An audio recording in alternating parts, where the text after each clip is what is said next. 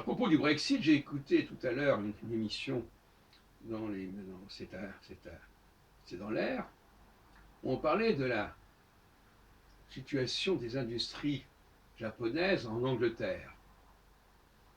Et on parlait notamment de Nissan, qui avait créé un énorme complexe industriel à Sunderland, Sunderland, on ne confond pas avec Sunderland. Et on disait, ben oui, l'installation de Nissan aura donné plusieurs milliers d'emplois dans la région. Et quand ils s'en vont, s'ils s'en vont, eh ben, ces gens-là vont se retrouver au chômage. Eh bien, c'est une leçon d'entendre cela. Ça montre bien que, contrairement au discours à l'idéologie de gauche, gauchiste, les employés, ils dépendent complètement des employeurs. Hein. Si Nissan se retire, il n'y a plus de travail.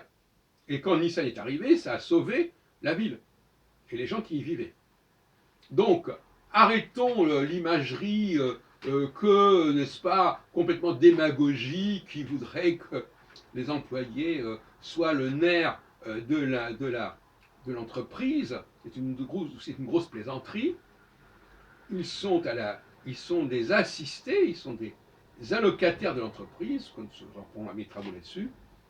Et finalement, voilà, ils profitent de cette entreprise. Ils exploitent l'entreprise. On nous dit toujours, les patrons exploitent les travailleurs. Mais moi, je dis que les travailleurs exploitent les patrons. C'est aussi simple que ça. De même qu'on dit la propriété, c'est le vol.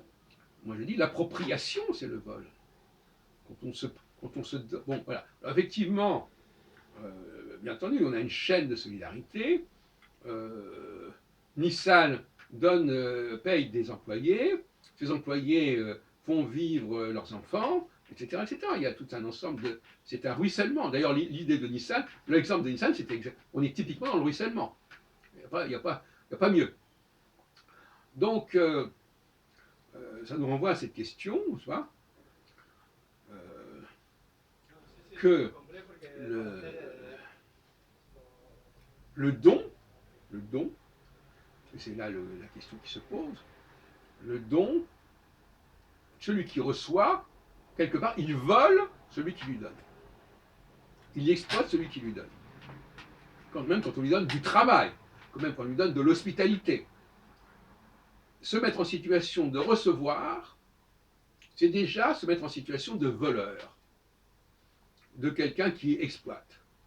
Mais ça sera compensé par le fait que soi-même, en train de voler, on va se faire voler à son tour. Par ceux à qui on donne quelque chose, par exemple les enfants. Alors ça peut choquer, mais les enfants volent les parents dans la mesure où ils reçoivent quelque chose et ils sont avides de recevoir. Et c'est pour cela que quand les gens sont très avides de recevoir, on retourne une sorte de régression infantile. Et à mon avis, les gilets jaunes sont dans une régression infantile.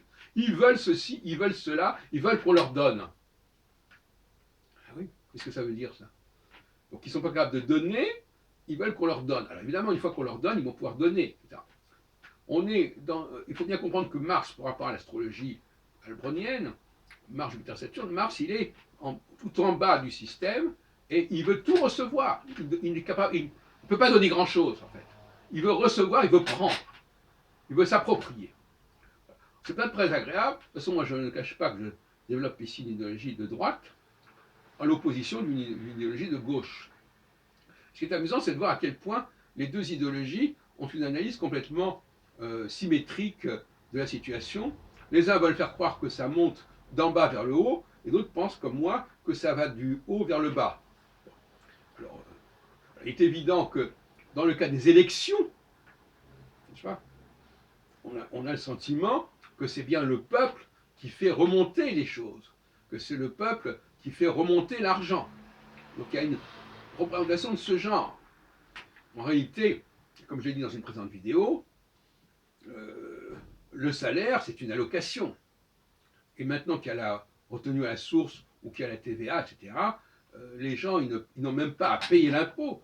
L'impôt, ce sont les entreprises qui le payent à leur place. Donc ils n'ont même pas cette capacité à payer l'impôt. Et Maintenant, personne ne paye plus l'impôt directement. Et le salaire, c'est un salaire qui, c'est une allocation où on a déjà la partie imposable n'est même plus donnée aux salariés.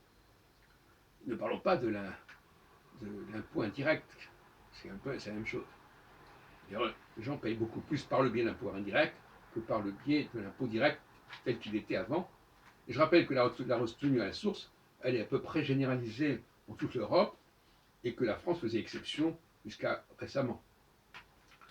Donc, nous avons là deux conceptions des choses, et il faut bien reconnaître que de toute façon, tout ça, cela varie selon les configurations astrales.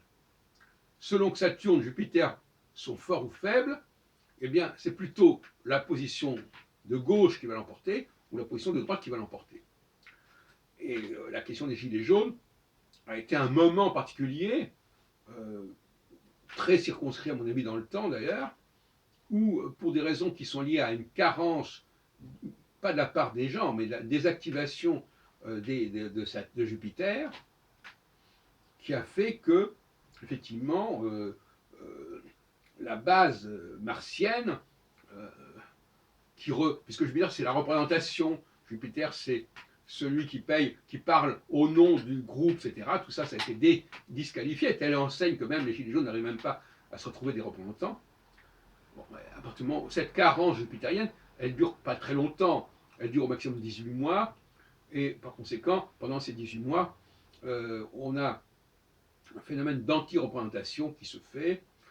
Et après, les choses se calment. La désinhibition disparaît et on retombe dans le surmoi jupitero-saturnien parce que le surmoi, pour reprendre l'expression freudienne, mais sur un plan sociologique, sociopolitique, le surmoi, c'est Jupiter-Saturne.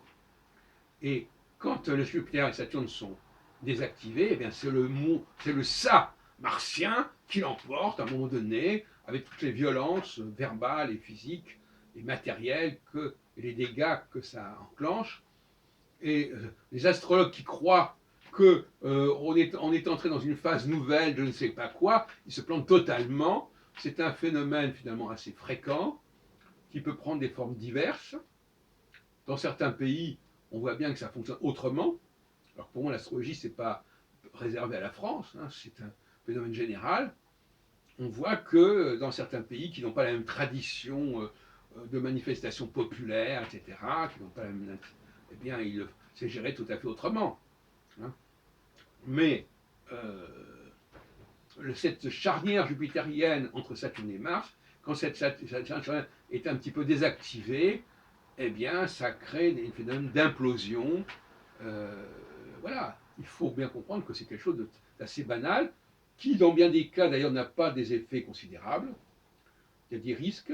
Et là, en l'occurrence, pour des raisons qu'il faut expliquer, ça prend des proportions inouïes en France, mais toujours sur le modèle de mai 68 jusqu'en 1989, en passant par la Commune et la zone d'édition 48, etc. Bon, voilà, tout simplement, c'est comme ça.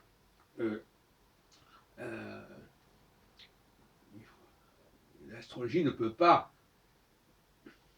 Elle peut dire qu'il y a un danger, qu'à un moment donné, il y a un risque de déstabilisation, il y a un risque de déséquilibre quand une planète est désactivée pendant quelque temps, que ce soit Saturne ou Jupiter. Si c'est Saturne, c'est les confédérations, c'est les fédérations, c'est les empires qui peuvent se disloquer.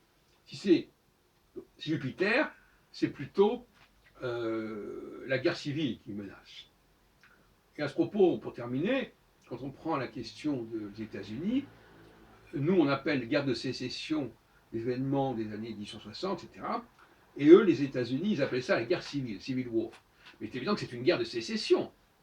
C'est une guerre où une partie de l'empire américain, parce que les États-Unis c'est déjà un empire en soi, la fédération américaine, eh bien, il y a une tentative de sécession, c'est-à-dire de sortir de l'Union, hein, tout simplement. Voilà. Alors c'est pas une guerre civile, c'est plutôt une faiblesse saturnienne. Quand quelque chose sort de l'Union, c'est une faiblesse saturnienne. Quand c'est une guerre civile, c'est une faiblesse jupitérienne. Voilà. Bon. Voilà, je pourrais continuer comme ça indéfiniment, mais la dialectique Saturne-Jupiter est tout à fait passionnante. Elle est même absolument cruciale en astrologie, puisque moi je ne tiens compte absolument pas des planètes au-delà de Saturne, ni des planètes comme Mercure, Vénus et le Soleil. Donc le triptyque, la trinité astrologique, c'est Saturne, Jupiter, Mars. Alors quelqu'un m'a envoyé un message l'autre jour en me disant: ah ben vous avez du toupet de croire que les dieux ont créé un système solaire pour restaurer le système Saturne, Jupiter, Mars. Bon, ça c'est dans notre débat de savoir comment l'astrologie est apparue.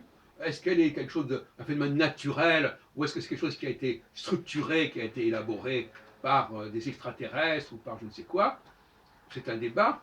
Pour moi, l'astrologie ne peut pas s'expliquer par des références purement naturelles. Et vouloir défendre l'astrologie sur des bases naturelles, ou comme si c'était un phénomène normal que ça se produise comme ça, pour moi c'est indéfendable. C'est quelque chose qui est l'ordre de la technologie, de la biotechnologie, et c'est sur ces bases-là que le débat avec les anti-astrologues, ou même si on veut désenclaver l'astrologie et la sortir de son ghetto, c'est pas en jouant la carte de la nature, c'est en jouant la carte de la structure, de la technique, et ça pose d'autres problèmes, évidemment, d'où vient cette technique, etc. Mais c'est dans ce sens-là que ça se passe, et c'est pour cela que quelque part, on ne peut pas faire abstraction de la théologie et des Écritures, parce que les Écritures nous parlent quelque part de la création du monde dans ce même sens. Je renvoie notamment aux travaux de Jean Saindy, qui est mort il y a 40 ans. Jean Saindy, c'est S-E-N-D-Y, qui est un de mes maîtres à penser, en quelque sorte, sur ce sujet.